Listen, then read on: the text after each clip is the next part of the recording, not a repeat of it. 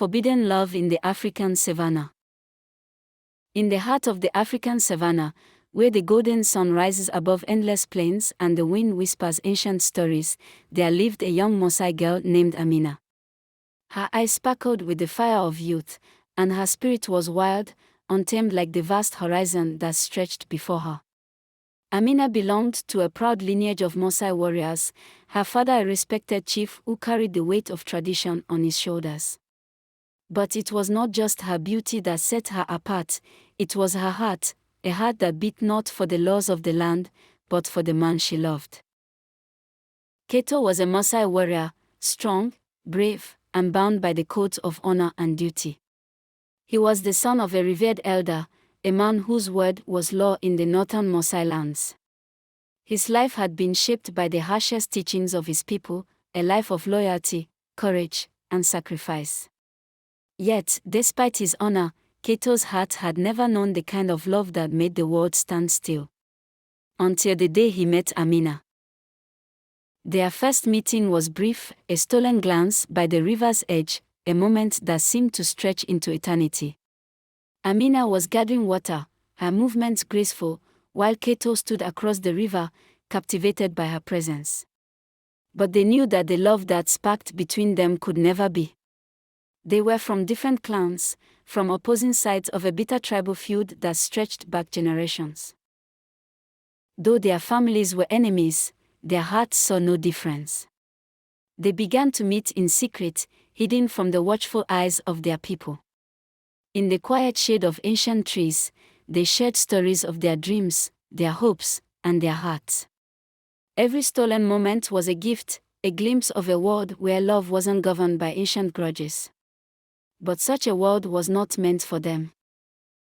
The elders of both clans had long decreed that no union could come between their peoples. Amina's father, a powerful and wise leader, had sworn an oath that no child of his would ever marry outside their tribe. Keto's father, too, held steadfast to this ancient law, believing that any defiance would bring dishonor upon the family. When word of their secret meetings reached the elders, it caused an uproar. The village leaders called for a council of the wise, an emergency gathering of the oldest and most respected members of both clans.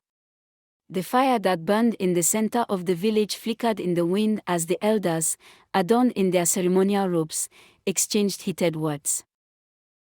The elders summoned the village shaman, an ancient woman who had communed with the spirits of the land for as long as anyone could remember.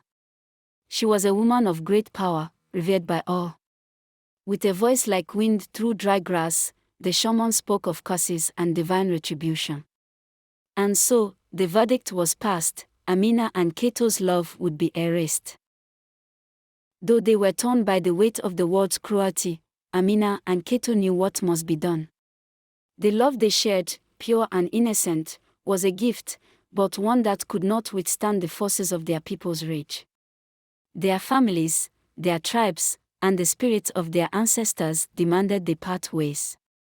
It was not a decision made out of hatred, but of duty, a painful understanding that love, however true, must sometimes bow to tradition. On the day they said goodbye, the sky seemed to mourn with them. The winds carried the dust of the savanna across the plains, and the sun hung low in the sky, casting long shadows over the land. They stood facing each other, their hearts breaking with each passing second. Keto reached out to touch Amina's hand, but the space between them felt insurmountable. She had tears in her eyes, but no words could express the pain that weighed on her soul. They knew they could never be together, not in this life. "I will always love you," Keto whispered, his voice breaking, his heart shattering in the silence between them. Amina's voice was soft, but firm. "And I will always love you, even if we are worlds apart." They turned away from each other, their hearts torn in two, and walked into the unknown. The land stretched out before them, endless and vast, and yet, they would forever remain distant from one another. Their families would never accept their love. The laws of the Maasai, so ingrained in their blood, could never be broken. They had been born to different worlds. Years passed, And though the world changed around them, Amina never forgot. She remained in the village, now a woman of great wisdom and sorrow. She kept the memory of him close, wearing a necklace he had once given her, a symbol of a love that was pure but never meant to be. Keto, too, had gone on to live his life, always carrying the memory of Amina in his heart, even as he became a respected warrior in his own right. But his love for her had never dimmed. He never married, never found another to take her place. The world had moved forward, but he remained haunted by the ghost of a love that could not be. And so, their story became a legend, whispered around campfires and passed down from generation to generation. It was a tale of forbidden love, a love that defied the very fabric of the world around it. It was a story of sacrifice, of two souls bound by fate yet torn apart by the forces beyond their control. Though Amina and Keto's paths would never cross again, their love lived on in the hearts of those who heard their story, a story of a love that was pure, but not meant to last. And in that love, the ancestors smiled, for it was a love that transcended time, a love that would never be forgotten.